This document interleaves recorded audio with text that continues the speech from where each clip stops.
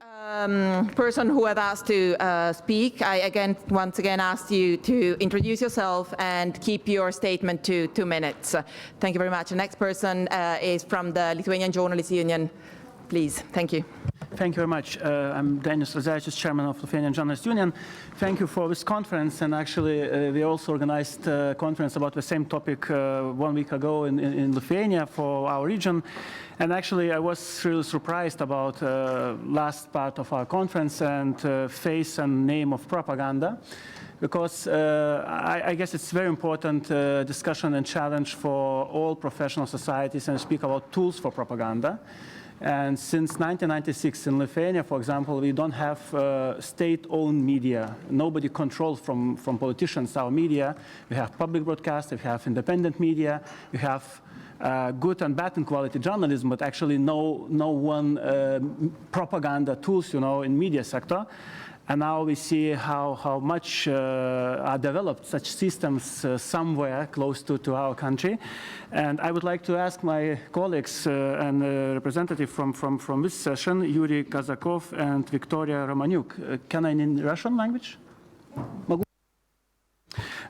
У меня вопрос. I have a question to the colleagues from Russia and Ukraine. We were talking about propaganda, what propaganda looks like, etc. And that's why it would be good to show those colleagues who did not live in the Soviet Union. What do you think? Why is it that state media seem to be a normal phenomenon? Why can it be that media can be exploited by the state in current times? For us, this is an impossible situation because our state has determined that any media that is in the ownership of the state cannot be called journalism.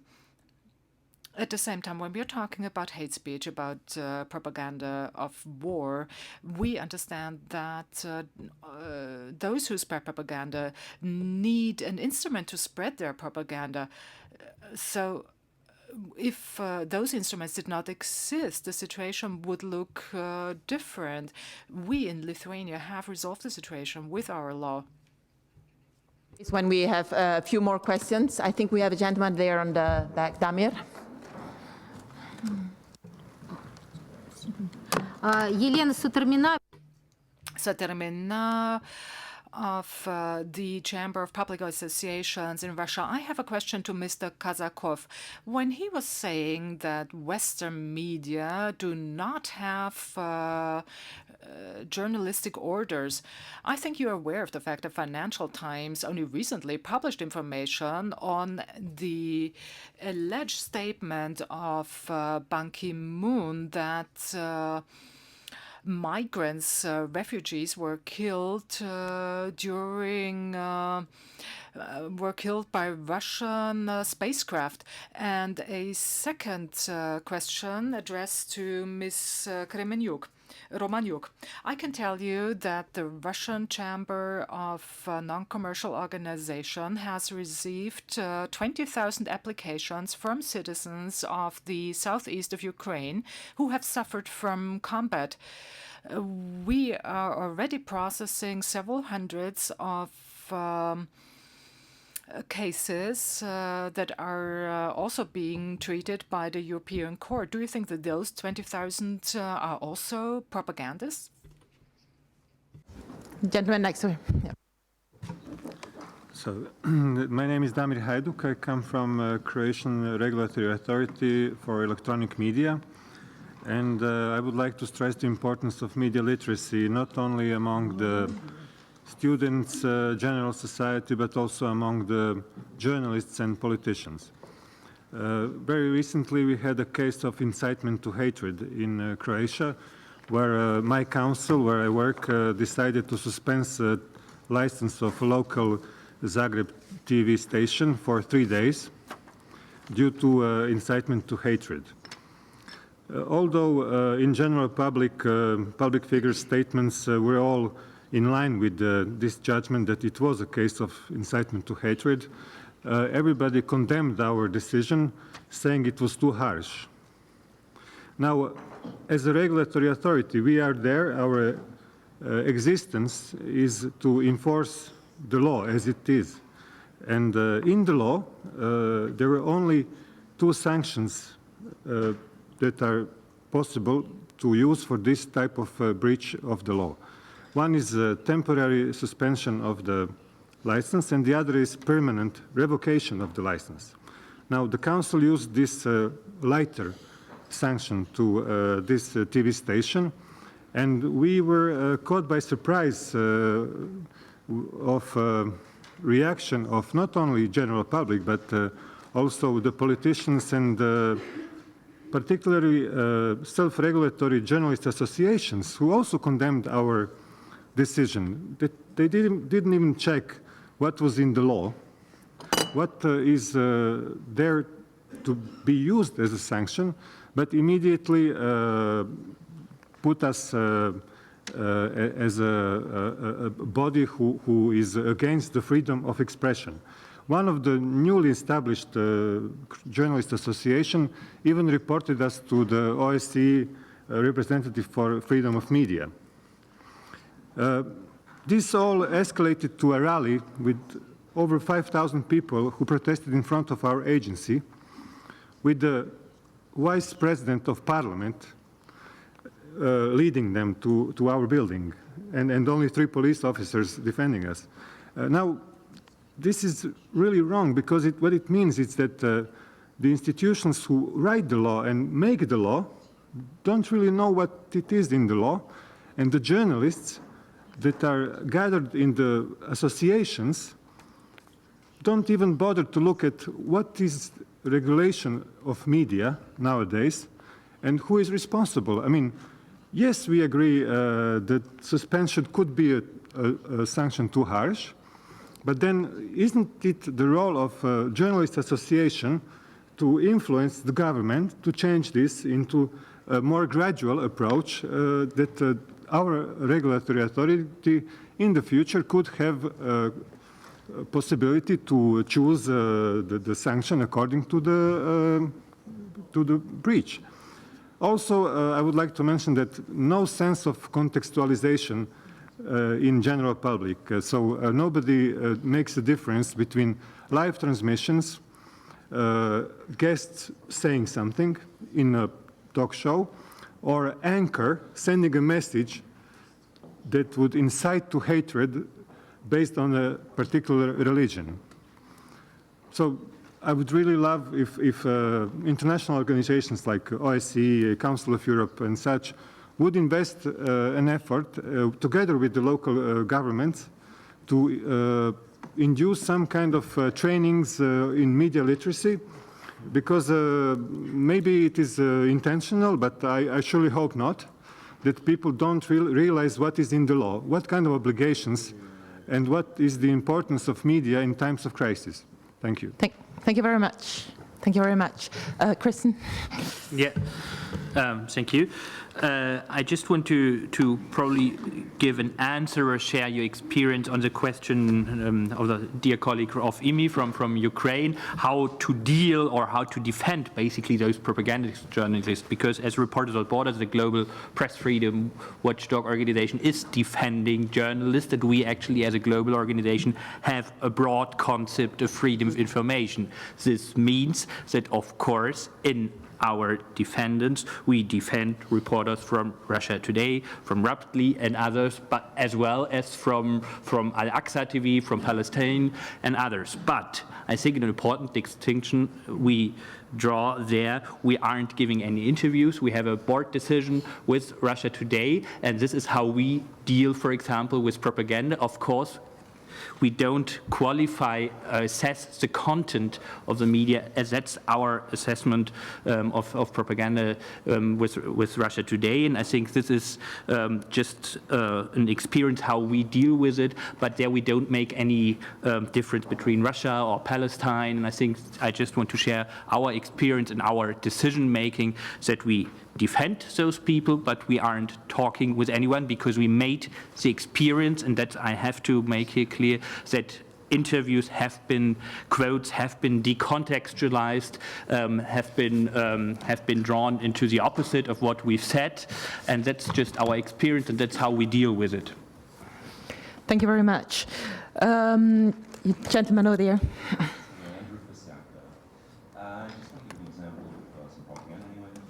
Oh, the mic. Hello, that's fine.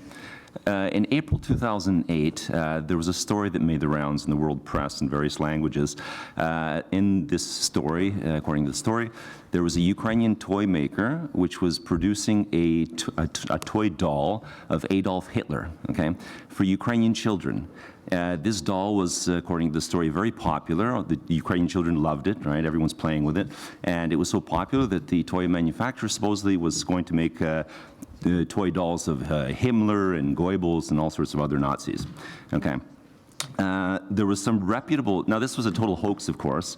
According to the story, there was all sorts of other information about Ukraine at the time, which was also a lie. For example, it said in the story that between 2 and 3 million Ukrainians died during World War II, 1.5 million of who were Jews, right? That's a lie, because it was over 8 million Ukrainians who died, 1.5 million who were Jews. And some other things also, there was false information. According to the story, these dolls were so popular because the Yushchenko government was implementing fascist policies and therefore, promoting fascism. Okay, so this was a big hoax. The problem with this story is that some major news outlets were actually republishing the story, including the BBC, who had a news report, Deutsche Welle, The Telegraph, the Daily Mail, and all sorts of other pretty serious organizations from around the world. And that's in English, but there's also in other languages too. It was found that this story was actually started and distributed by Russian television, ORT, which is now the first Russian channel. And but nonetheless, myself and some other people also actually contacted the BBC and some of these other organizations. And some of these news outlets removed the story. Not all did. Some of them wrote an apology, like Deutsche Welle, for example, who also wrote a kind of rebuttal to this. Certain news organizations like BBC did not actually, right? So the point is that this is such a fantastically big lie. It's amazing that actually, reputable news sources like BBC, Deutsche Welle, The Telegraph, they could actually believe this and seriously publish something like this. Now, some of them, nonetheless, did not apologize for this, and the damage was done because whoever picked up their newspapers or read it on the internet that day didn't go back to find any kind of, rebuttal or anything like this. So they kind of believed it. Another problem with this is that we're talking April 2008, okay? It was very strange at the time, but that's when Russian propaganda already started trying to convince the world that in Ukraine there were all these Nazis and fascists, okay? So they started their war in Ukraine, their occupation of Crimea, already with propaganda, as far back as then, right? And if you look at the Russian press, and even things like Russian cinema, movies that came out. There's a really good movie, for propaganda, which was called The Match, right? Which is about a Ukrainian team in Kiev during Nazi-occupied Kiev that plays a German Nazi team, and they apparently all get shot after the game because they win the game. Well, if you look at that movie, there's some elements of, I can't call it anything other than fascist propaganda, which makes Ukrainians look like as if they were really, just subhumans, right? And everyone in the movie who speaks Ukrainian is a Nazi collaborator or a Nazi or some sort of sadist. Everybody who speaks Russian is a good Soviet patriot.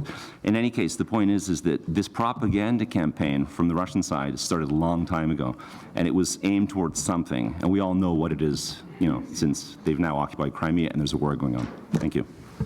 Thank you very much. Boris from Yerevan Press Club.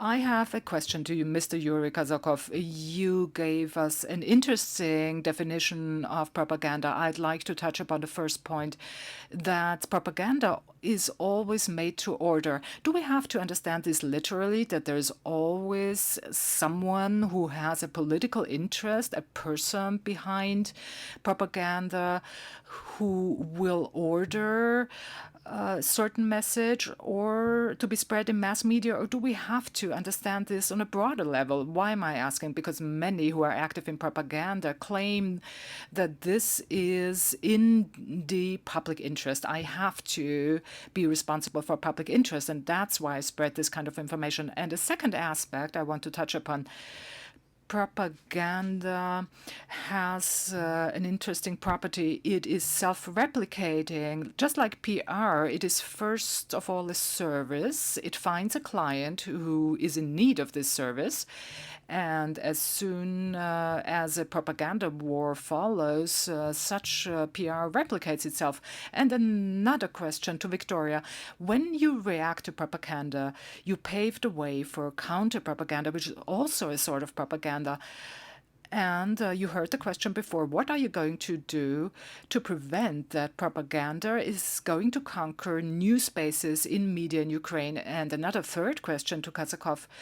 You quoted mild, soft ways of countering propaganda, but there are other methods, for example, deconstructing propaganda like Stop Fake is doing, or another approach would be to isolate propaganda.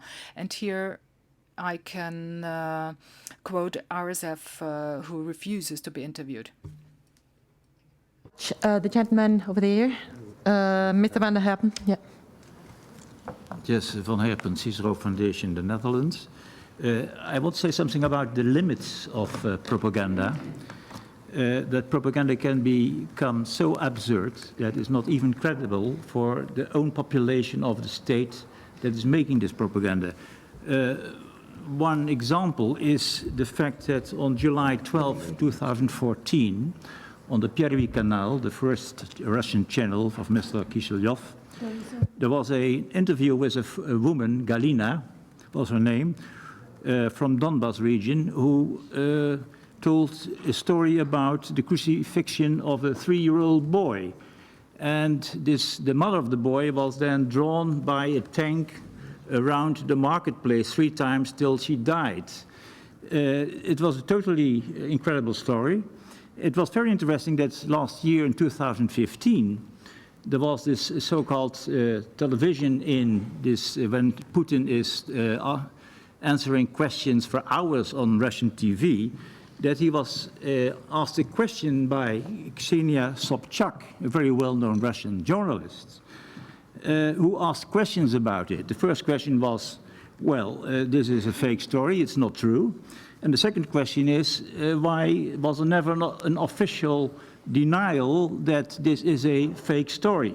So I think this gives also the limits of propaganda. Propaganda can become so absurd that you say, well, this is not a credible story. And it decredibilizes the state that issues this kind of propaganda. Thank you very much. If you would like to pass the microphone to the lady next to you. Thank you. Thank you. Lada Roslitsky, Ukraine Today.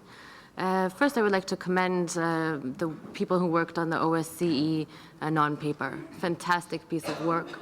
And I believe that we have a foundation to actually create an international legal structure that will bring the perpetrators of war crimes such as these to justice.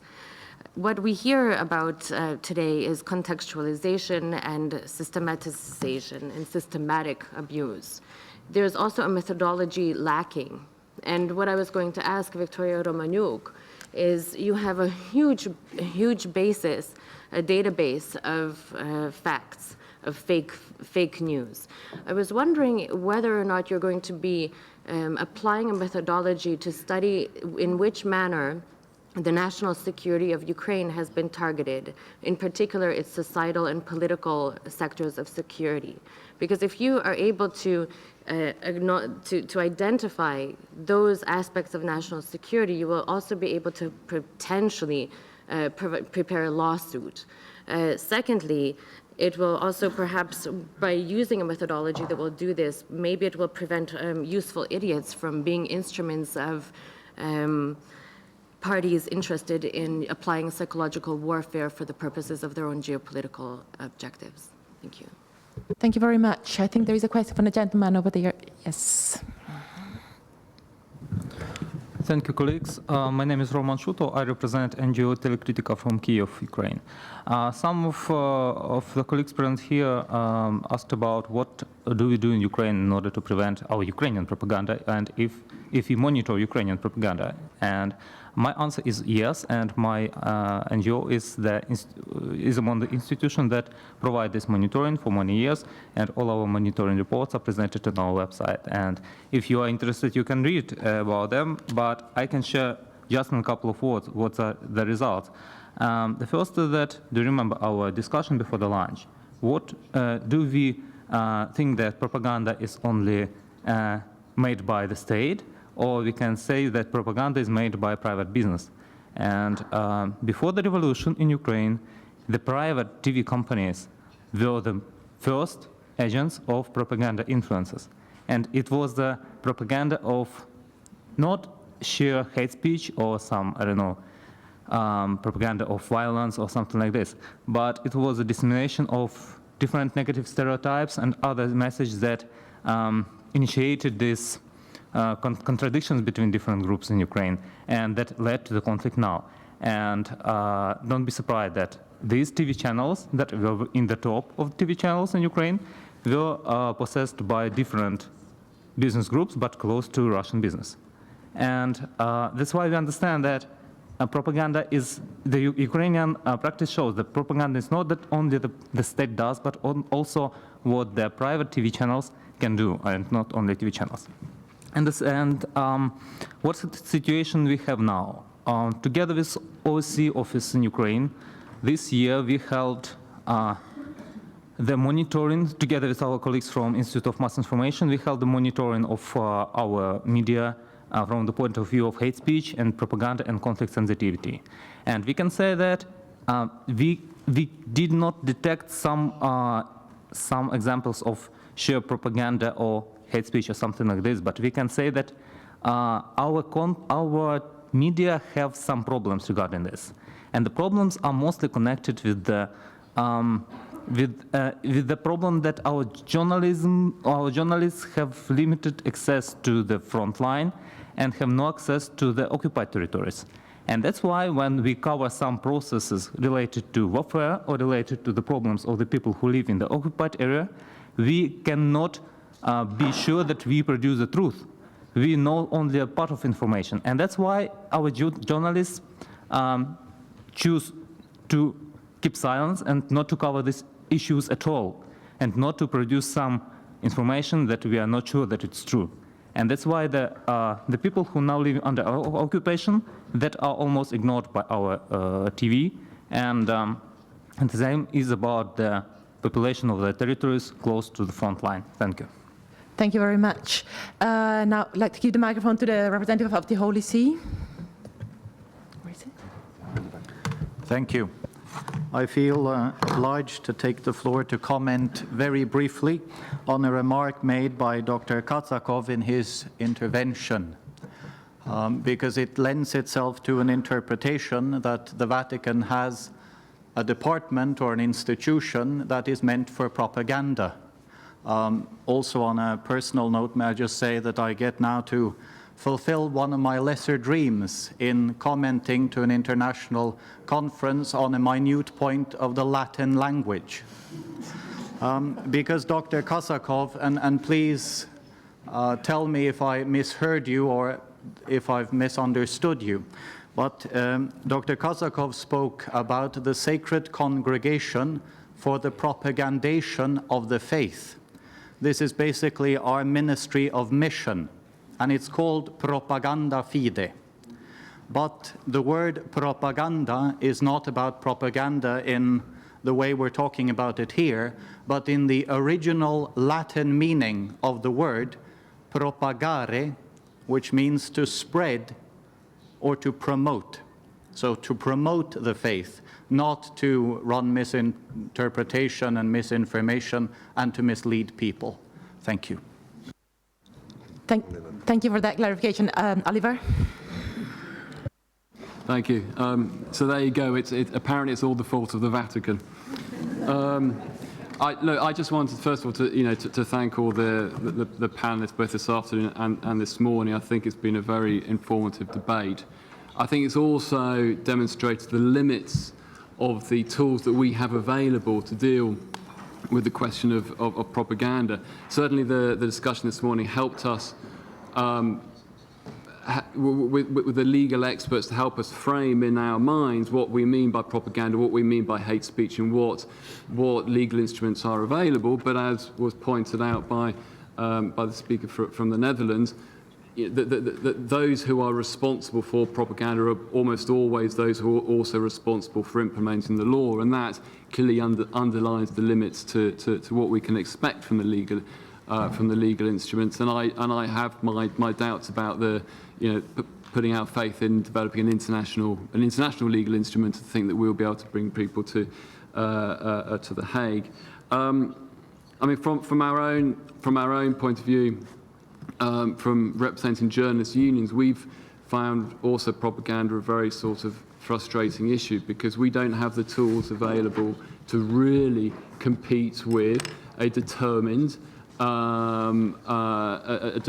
group of people who want to spread disinformation for whatever reason there are. What we do have available is the capacity to protect the rights of journalists. And I want to, you wanted to hear recommendations. I want to come back to one of the key recommendations that came out of the June conference, which I have not heard being made today, and that is that the best way to fighting propaganda is with good journalism. And I think this is certainly what our organisation needs to focus on, and that is our role in protecting the rights of freedom of expression, protecting and promoting the best of journalism, and that is what we do not see enough of. I would also, the other recommendation is something not to do. Last year, the European Union spent several months toying with this idea about trying to establish an anti-propaganda mechanism or even a broadcaster to counter what they perceived as an aggressive Russian propaganda. And there were serious proposals by some member states for wanting to invest and have their own EU Russian language channel. Thankfully, they pull back from that because the moment governments start to get involved in this sort of area, we get those representing the rights of journalists get extremely nervous about the abuse and misuse of it, and also it will be counterproductive. It would be very counterproductive. It would not help the situation. So we can learn a lot from the panelists this afternoon. We always learn from Boro Kontic. If we don't learn something, he always makes us laugh, which is something. And we always, and I think that the contributions from our Russian colleagues and Ukrainian colleagues were extremely important. We have to take these debates into the countries. We have to promote these debates at the national level. This is why I want to thank the work that Dunya has done over the past couple of years in promoting this debate amongst journalist unions in both Russia and Ukraine. I think that more needs to be done of that. Media professionals throughout Russia or media professionals throughout Ukraine or throughout other countries need to come together and discuss their own problems. Too much of what we hear is pointing fingers at the failures of other media organisations. Too little is having a look at our own failures and our own weaknesses, and that's what we need to be doing more of. And I want to thank the media representative for all of her efforts in doing that these last few years. Thank you very much for that, Oliver. Next is Professor Katanich. Thank you. Yes, I'm Wolfgang Kentemich from the European Institute for Quality Journalism. And we, since 2010, organize every year a European Forum on Quality Journalism and bring together about 25 top journalists and media people from all over Europe. And we learned a lot about the problems, especially a lot of journalists in the countries which are changing from one political system to the other. We saw that there is a lot of propaganda, not only in Eastern or Southeastern Europe or neighboring countries. There is a lot of propaganda in Western Europe or in the United States as well.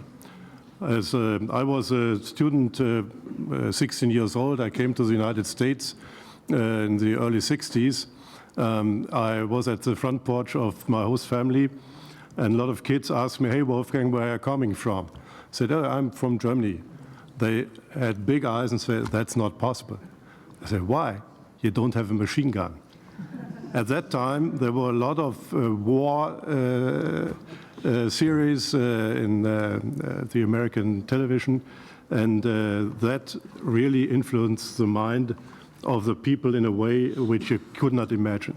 So propaganda really is everywhere, and some of the propaganda you can realize, and there's a lot of propaganda increasing which you cannot realize because it's public relation or something like this. And this is the most dangerous development I see, especially since the internet is promoting this kind of propaganda without being proved or being realized. There was a very interesting survey in the United States 3 or 4 years ago that young people under 28 years in the majority don't care about the news in the internet, whether it's PR, public relation feeds, or the truth, or journalistic feed, or everything. Important is it is interesting, or thrilling, or entertaining. And that is a development which really scares me, because this can be misused by almost everybody, especially the big companies or the politics. Just let me make one point which was not mentioned here yet when we come to solutions. In our discussions, we had always a problem that there are a lot of very skilled and very good journalists in the developing countries and Eastern European countries, but they don't have any money, they don't have access to a job. There are no media where they can work for except the state media. I think this is not only for the OSCE, but actually for the European Union and others interested in this field, the most important option to organize institutions, to organize networks for skilled journalists to have an income. And then they can be resistant to propaganda, not only by having a state job or something like this. Thank you very much. The gentleman from Rosier 1. Thank you very much. Anton Volsky from Channel 1. I have two questions for our honorable experts. First of all, we can endlessly speak about freedom of speech and objectiveness, but I believe that without freedom of access to the information, it's pointless. So do you think, or don't you think, that the decision by the Ukrainian government not to allow Russian journalists to cover stories from Ukrainian side make this situation even worse? That's a problem which face not only my channel, but as I understand, only all other Russian networks. They cannot send their journalists, at least officially, to Ukraine to cover the Ukrainian side. And the second question is, Mr. Bora Kontic told us a story about the Yugoslavian press, which has been forced to use a word so-called in different situations. In the on the first website, the page of the Stop Fake, we were shown. There is an article which started so-called Novorossiya news agency and so on and so forth. Doesn't mean that this website works as a propaganda site. Thank you. Thank you very much. Svesta TV is next. Да, спасибо. Максим Дадонов. Thank you, Maxim Dadonov.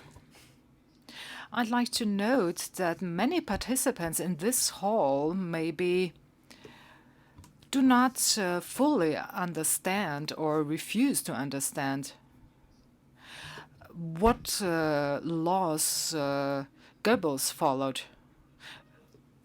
It was mentioned here that a special EU channel was established by Russian propaganda, and that's why I'd like to say that I'd also like to touch upon the film that was mentioned here. about Ukrainians that were portrayed as fascist. I think this is absurd. Ukraine is a friendly country. It is close to the Russian Federation.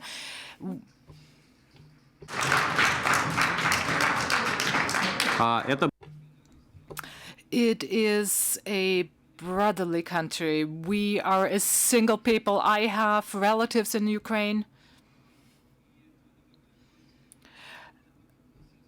Politics or propaganda cannot separate us. Politics and propaganda do not play any role in these brotherly relations. Of course, a different matter is that for the past 3 years, I have not been able to travel to Ukraine. If it is being proposed that I should cancel my contract with the devil, maybe that can be a solution. I think journalists need to work on the improvement of relations between countries, but apparently this is just this is not important because apparently we need to all make money. Thank you. The lady, I think, over there on the left of the table, I don't know if you wanted to make a statement. No? Yeah. Yes. Thank you. I'm not going to comment the previous statement. I'd like to say just one point. I fully support the notion that free access to information is a panacea, is a good recipe for very many issues and problems.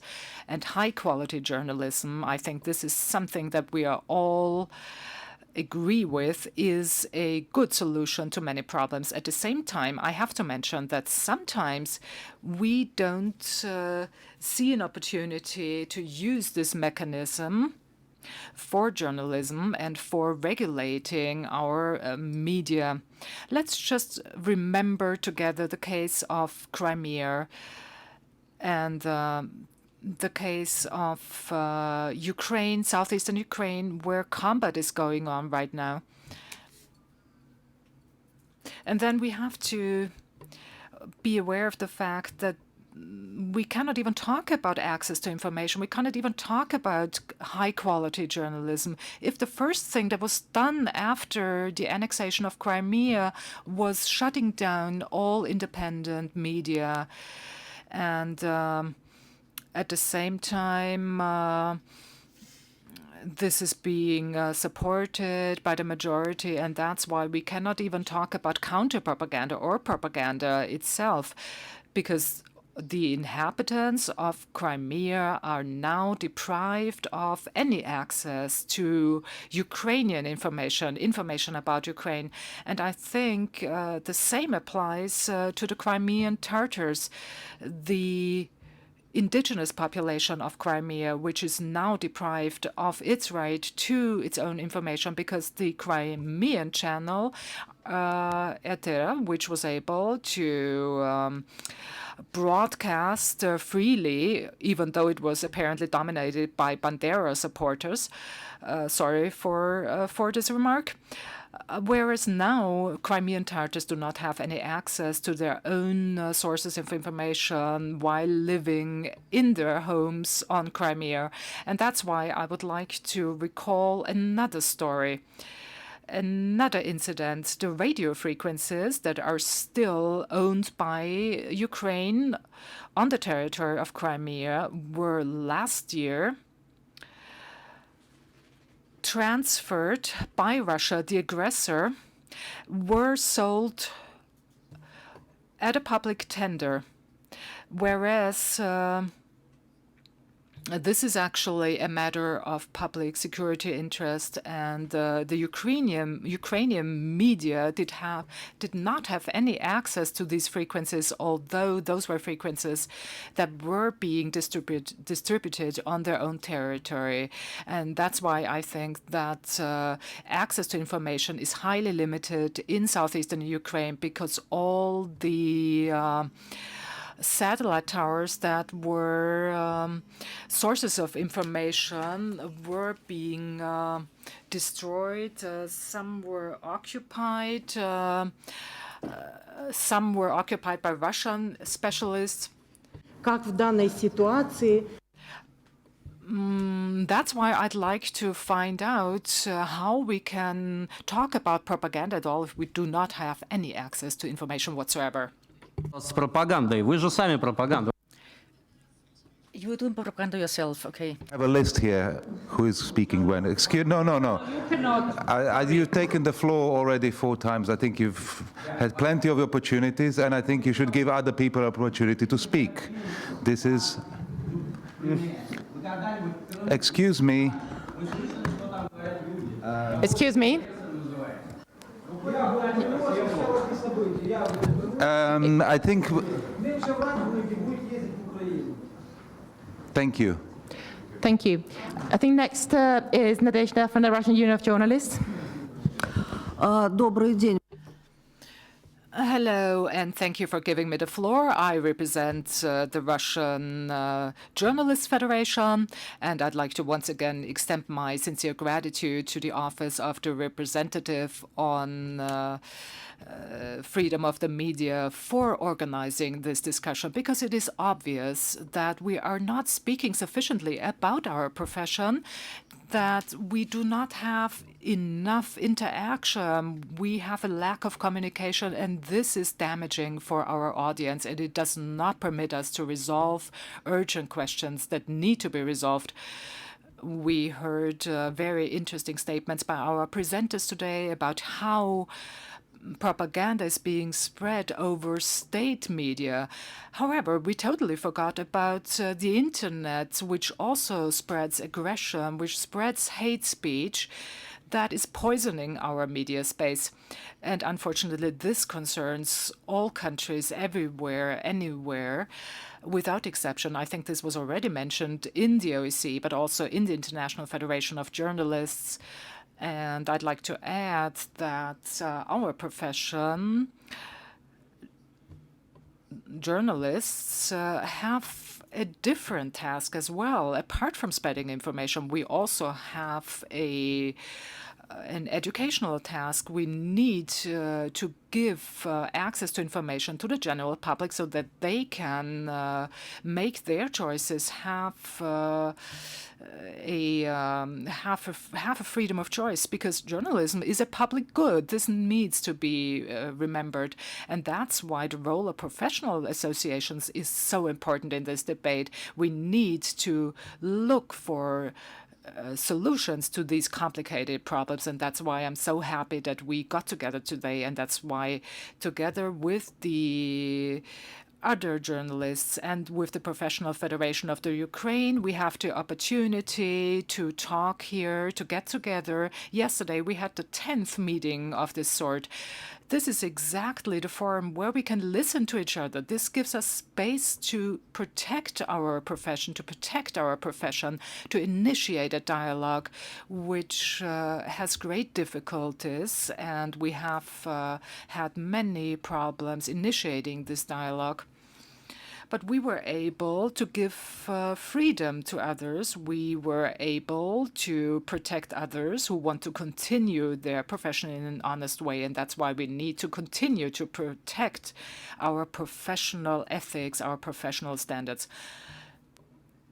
If journalists start thinking that they are soldiers of propaganda, we will end up nowhere. We need to recall our professional standards. I think this was mentioned by Mr. Kontic and by others. You can be a patriot of your own country and an honest journalist at the same time. And I think everybody would agree with this. It is only natural to love your home country, to try to make a contribution to your country, but at the same time to remain a professional journalist.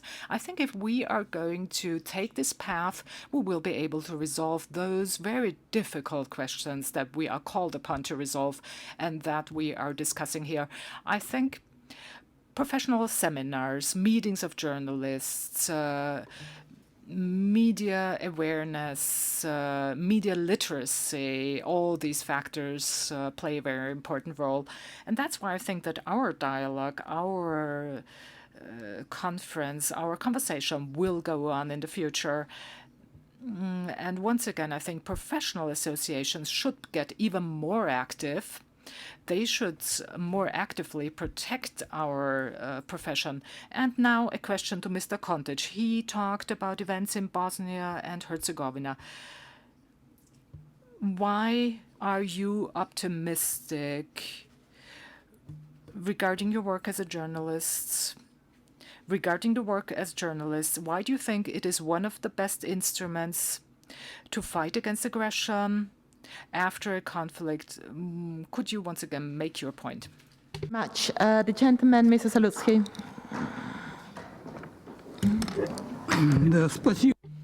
Thank you.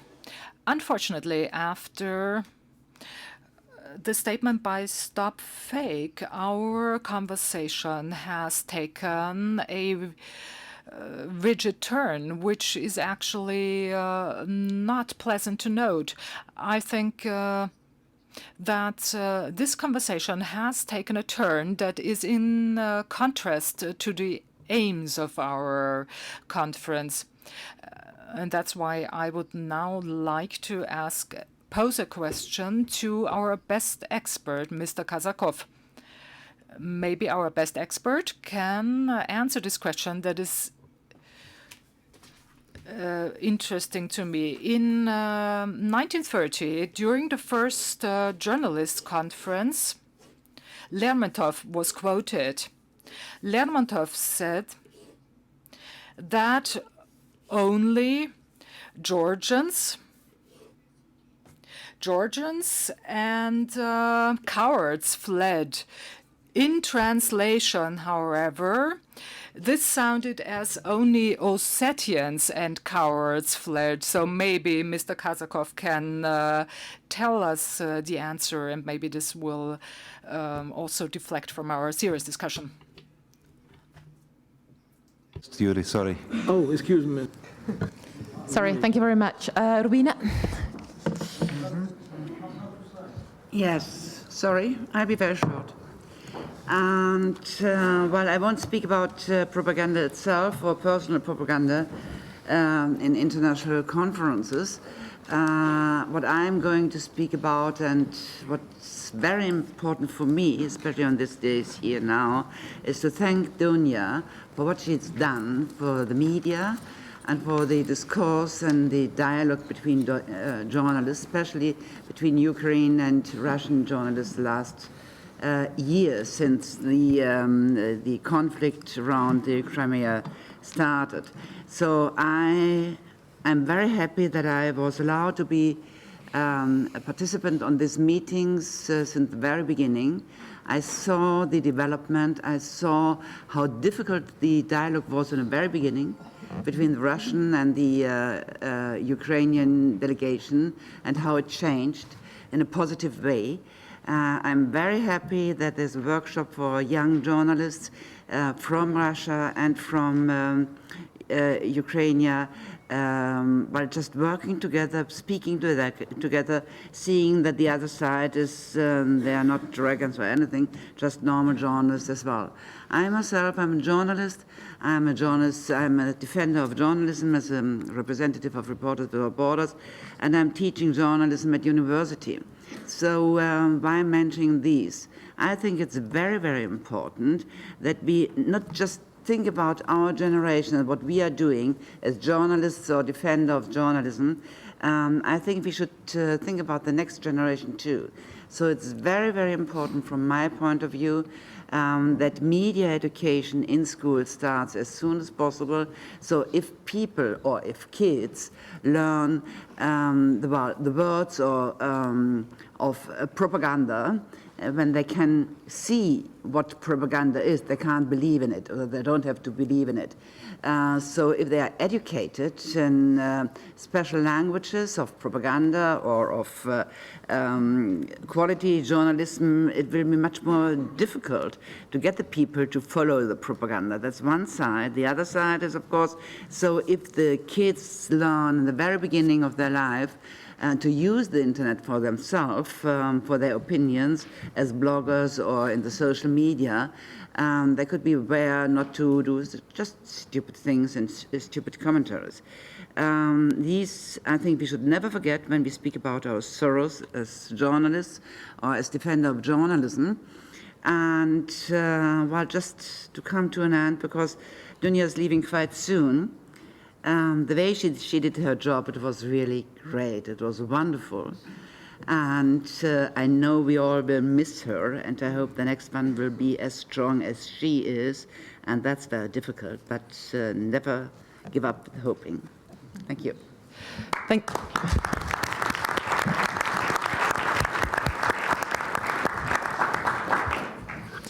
Thank you very much.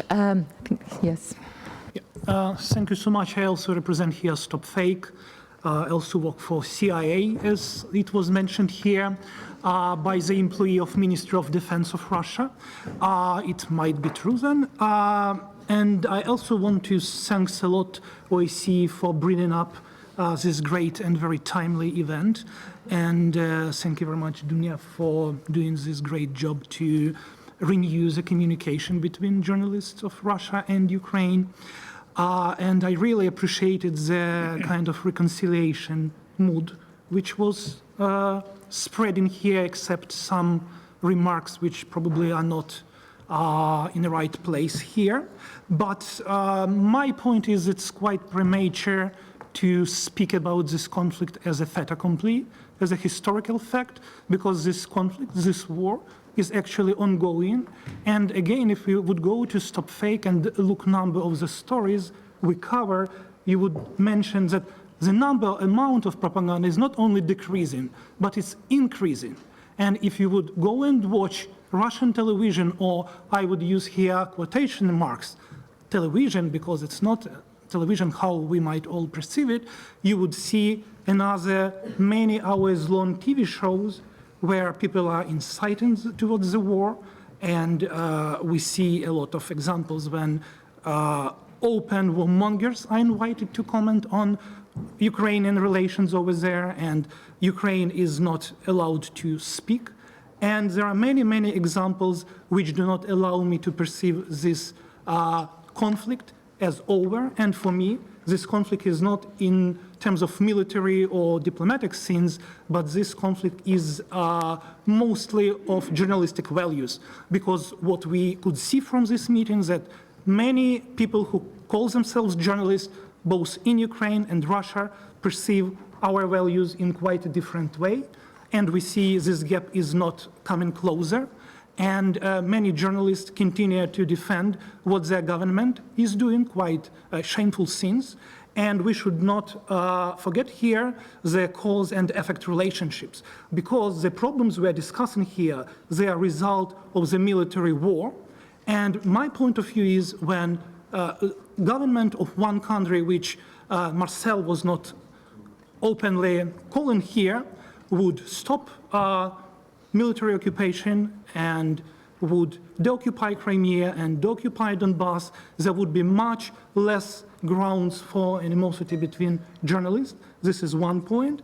And another point is that, again, we should not struggle the results of propaganda, but we really should look what caused propaganda and what were the moving force behind this propaganda. Thank you so much.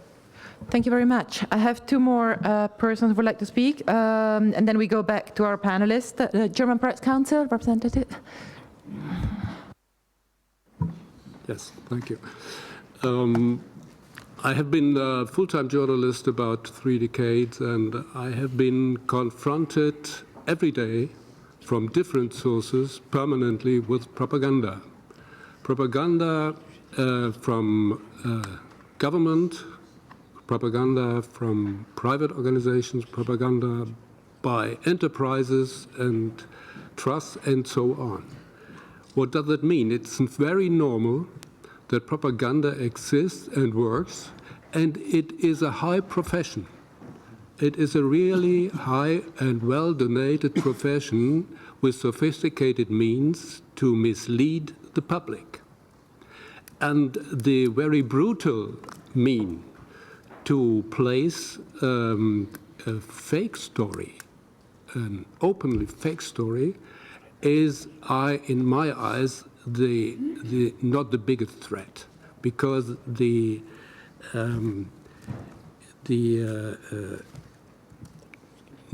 probability to be detected is very high. The biggest threat, in my experience and in our experience, are the soft ways to place propaganda in the form, with the means of selected informations and the permanent repeating of informations in selected form, in placing distorted statistics, and so on. This is the high sophisticated job of public relations agency and from propaganda instruments of governments, and it happens daily. So this seems a little bit full of sadness, but there is only one way to stand this challenge, this daily challenge. You, as journalists, your job is to detect all kinds of propaganda in the sense of the attempt to mislead the public. This is core of your profession as journalist, and this is the damned obligations of media to organize this detecting process. It does not make too much sense to put the finger to the propaganda instruments and to the institutions who organize that process. We better should look at that what panelists today calls the self-examination. We should revive the core means of good journalistic work by education and by guaranteeing the independence of journalistic work to detect all these maneuvers. And if we do this, we protect one of the core values we could agree supranational round this globe. This is to protect the human dignity or the dignity of man. Because if you are misled by media, your dignity is touched. Not only your personal, individual dignity, but also your dignity as mankind. And therefore, our ethic code of the German Press Council has the top value to protect the human dignity, and all the singular rules we stand for are deduced by this superior value. Thank you very much. And finally, Yuri, I believe you. No? Yeah? Does it work? Yuri Luganov. Yuri Luganov, the chairman of the Independent Media Union of Ukraine. I would like to share my personal experience. I'll be brief. First of all, I've been covering those events when the so-called little green men or Russian servicemen have left the parliament building that they have seized. The so-called Army of Crimea has surrounded the area, and they thought I was a Russian journalist, and they allowed me to enter the area since no one else was allowed in. And there was a vehicle that belonged to an international TV company, and we could forward information through this particular company. Only Russian journalists had access to this area. Politicians have left the parliament building at the time following the adoption of certain decisions and have been giving interviews. Well, I posed as a Russian journalist. I did not present myself as a Ukrainian journalist because otherwise I would have been expelled from the area. And even then, the mechanism of propaganda and lies have been developed. I personally took part in the release of French operator who worked for Channel Plus. He has been held captive when he, together with his colleagues, has been covering the seizure of a base, or rather a plant, which has been producing lubricants. Together with our colleagues, we went to the area in order to ensure his release. We have contacted International Journalist Federation, and following negotiations which have lasted for 4 hours, this individual has been released. And there was a commander heading the Crimean army. His name was Siluanov. He has been speaking nonsense about this Frenchman being employed by the ultranationalist Pravi sector, and the commander said this individual has to be thrown into jail.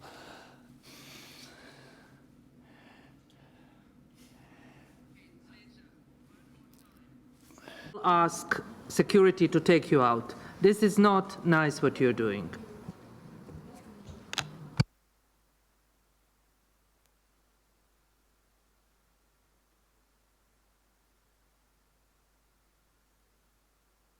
Finished? Sorry. So one last statement from UNESCO, and then we go back to the panelists. Thank you very much. Just also wanted to take the opportunity to thank very much the OSCE for organizing this discussion and for the study, which I think is very important and good to be able to have this debate. So from UNESCO's perspective, we're arguing that freedom of expression must be the norm, and while there are specific and limited prohibitions, they should always be the strict exceptions.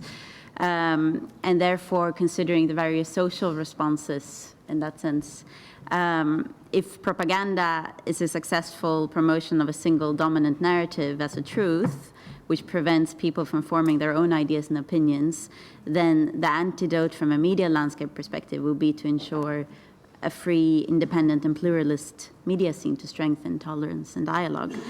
And for journalists, in turn, then that, as has been mentioned here, would be to apply professional standards, and in times of conflict, take it further and apply conflict-sensitive reporting, which also has tools in it.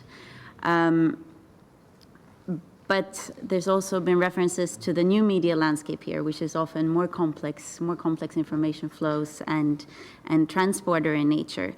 And there it's even more important with social responses. And so we very much welcome both the toolbox and the recommendations made in this study, which also overlap to some extent with the research that UNESCO has conducted on online hate speech and how to counter this. So for the collection of recommendations in this regard for social responses, additional suggestions would also be to have early warning mechanisms or systems to develop by civil society, for example, to monitor and to distinguish of different typologies of speech. And other recommendations that have been produced through research has been promoting peer-to-peer counter-speech, organized action by NGOs to report cases to authorities, initiatives encouraging social networking platforms and internet service providers to increase active response mechanisms to online hate speech, and also what has been referred to many times, but I think it's very important to emphasize the structural responses through media and information literacy on many levels for schools and journalism schools. So, thank you. Thank you very much. I have here already a long list of additional recommendations collected today, which is wonderful, but I would like now to ask our panelists to get back to the question that were posed to them and make any final comment that you would like. We'll start again with Yuri Kazakov, please.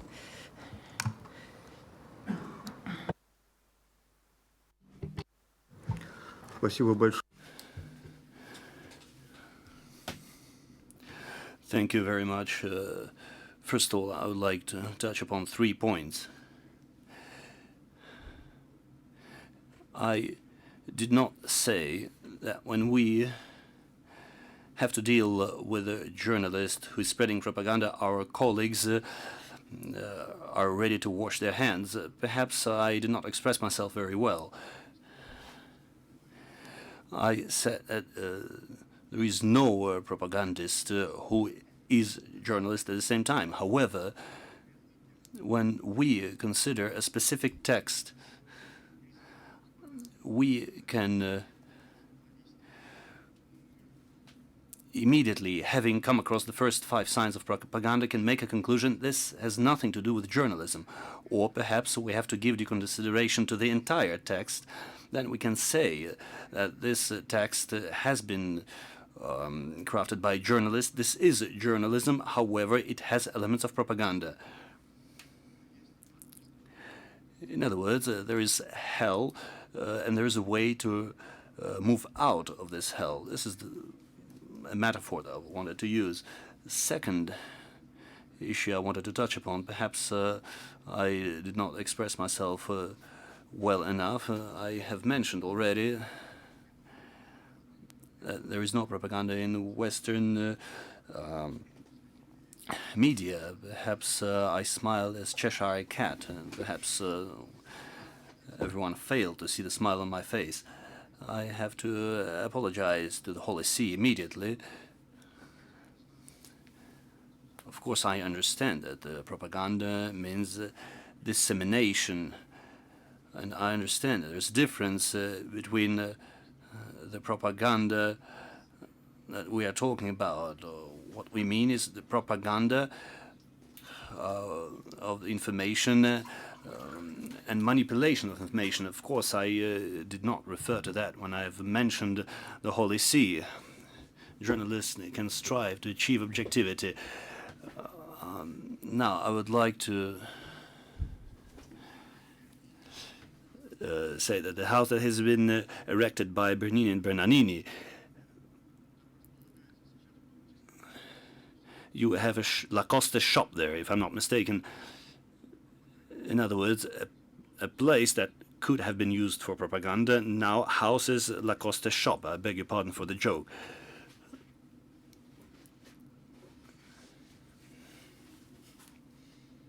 Boris, I hope you understand what I mean.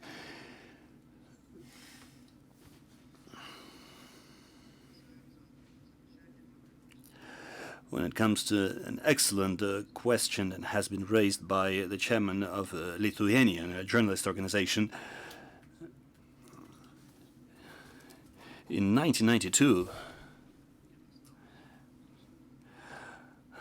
I witnessed young Russia being emerged. I remember I headed a special bureau on the protection of the media. And the first project has been discussed, which stipulated that all media outlets cannot be controlled by the state. The Soviet era has come to an end. And arguments have been presented. We stipulated that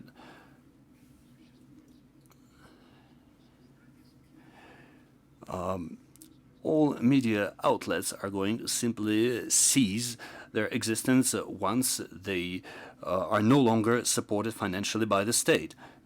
And to be honest, I have no idea how to overcome this situation. I don't see any way out at this particular moment.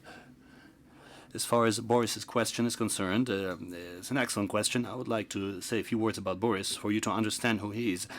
The Yerevan Press Club, just as the organization on complaints of the press, I would say this is the eastern branch of the association dealing with media self-regulation.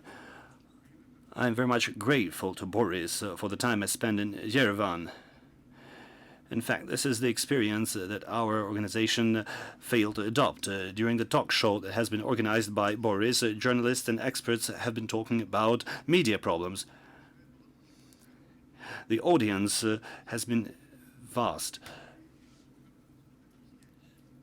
And we have received excellent information about how different issues were supposed to be covered.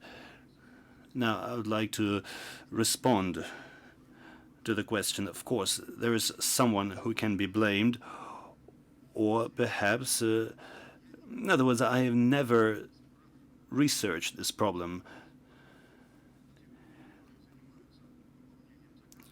Those who act on the orders, either they are trying to carry out the order, or perhaps they're trying to anticipate the order and act in advance, publishing the article. In other words, there are always those who try to anticipate the events, and they're trying to stay 2 steps ahead. And there's a serious disease that has struck the Russian journalism, namely servility. And this is the term that can characterize Russian media. I wouldn't call all Russian media outlets as acting in this way. However, many of them do.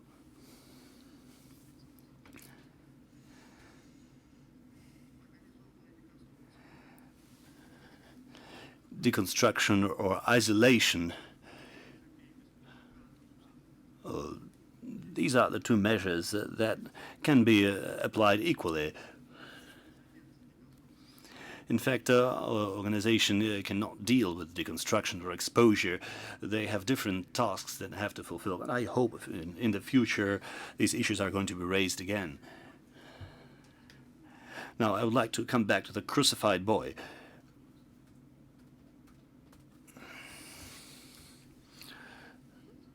The producer of propaganda does not change. He constantly moves further. He never apologizes. This is what I meant. Only self-respecting journalist can apologize for the fake story.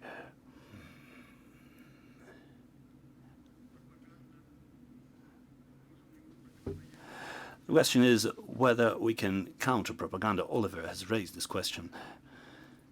Perhaps he proceeds from the assumption that a journalist can be protected. I am very much happy that journalists can be protected. However, in my opinion, citizens have to be protected from the influence of propaganda. Journalist always has a way out. In other words, someone is turning you towards propaganda. Someone is trying to convince you to spread propaganda. However, you have to refrain from doing so. And if you do so, you will manage to remain a journalist. However, if you turn towards propaganda, you end up on the other side of the fence. And this is the moral choice that you have to make. In fact, I'm an expert when it comes to standards. And often you have to keep to those standards. However, sometimes you have to backtrack on those standards. You have to make a moral choice. And therefore, sometimes you have to leave your profession. You'll be working differently. You might not get paid for the work that you are doing, but at least you avoided becoming a producer of propaganda. I would like to mention something about a ban on the broadcasting of channels in Crimea. In my opinion, this is a tragic error that has been committed by the authorities. If a journalist is denied entry onto the territory since he's representing the state, which is considered to be an aggressor state, this is a tragedy.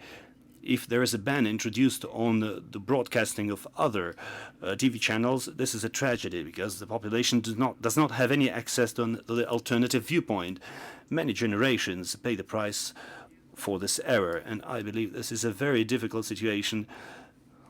And perhaps I would say that I'm not an expert in this situation. I would like to express my thanks to Nadezhda for having mentioned mission when speaking about journalism.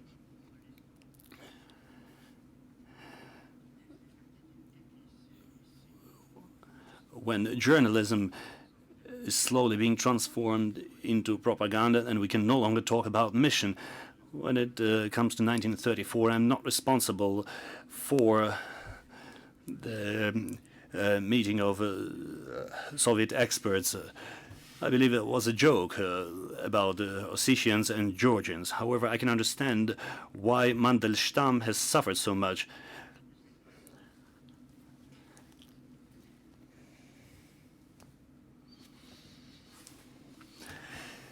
If I fail to answer some of your questions, I would like to apologize in advance. Thank you very much, and thank you for your final remarks. Thank you. Boro Kontic, if you'd like to answer questions, make it from 5 minutes. As I understand, there was two questions about is it when people using, journalists using this so-called, is it a propaganda text? I don't think that is a propaganda, because I know during the Bosnian War there was 3 words almost in every text was used. That is a so-called. After that, that was ex country, ex state, and other things. And the last was when they started to talk with some individuals. That is a certainly, Mr. or Miss. And so that was the 3 words I know. But I don't think that is by the definition propaganda. I see that as like a fashion when people started to wear the plastic things, you know, just that type of the fashion. Real journalism all the time trying to disclose things using facts, real arguments and other things. This is like additional, needless additional part of the text, but not by definition, or not in a first moment propaganda. The other question was by Nadezhda. If I understand you properly, why I'm still optimistic that the journalism can be professional. Yeah. Some main points. Yeah, I personally think, even I'm just more optimistic today, not because of this event, which was good, I mean, it's solid, but I mean, I'm optimistic because of the world we are living today. We are living in a digital world with the billions of voices every day. But I think that is a change for journalism, because journalism is journalism is a system of values. And it's different than bloggers, lonely commentators, or hysterical voices all around us, because they have only freedom of expression. But we have also freedom of expression, which is limited by our system of values, which is check every fact, check every number, use all sources which is all around you, ask people, and after that, try to give something for the public, not for the politicians. Thank you very much. And Ms. Romaniuk, if you'd like to make some final statements. Большое спасибо. Я начну.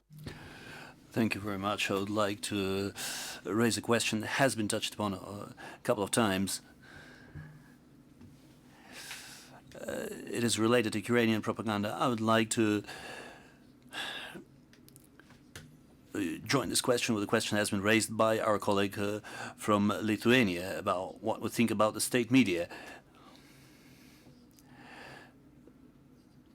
I would like to begin by saying that in Ukrainian institutions there is no propaganda. As of now, we have the opportunity to see how our media is being diversified. Ukrainian media environment is undergoing changes. In other words, it is no longer the TV that is a major source of information. Other media projects are turning into major sources of that information. Independent media organizations are becoming ever more popular. All these resources or platforms or radio aristocrats are becoming very popular. At this moment, there is a transformation of state television. And there are those who are who know more about these transformations. It's very important for all of us. This is an answer to your question. We're trying to somehow move away from the state-run media. Of course, Ukrainian media are far from being perfect. Of course, Ukrainian media make mistakes, and we have a lot of examples whereby journalists have not been acting in a professional manner. Stop Fake or RG has mentioned this on many occasions. Perhaps I have not stated this example clearly, the example about visas. I have given this example in order to illustrate that we are debunking these myths which are being spread as part of propaganda. For example, this fake story has come from Ukrainian media outlet, and that story has been used by Russian media. Following that, we have presented statistics which have led to the situation whereby this particular fake story has been simply removed from the website. Of course, we are trying to deal with Ukrainian fake information or false information. We have enough of them. Another question has been raised about 27,000 lawsuits. I'm not a lawyer, I'm not a prosecutor, I'm not sure I can answer this question or try to explain what these lawsuits were about. However, I have another question I would like to raise as a response to your thesis or your provocation. How come Russian chamber received lawsuits coming from Ukrainian citizens? Perhaps these are not the journalists who have to answer this question. I believe that these are the lawyers or legal institutions which must deal with the issues.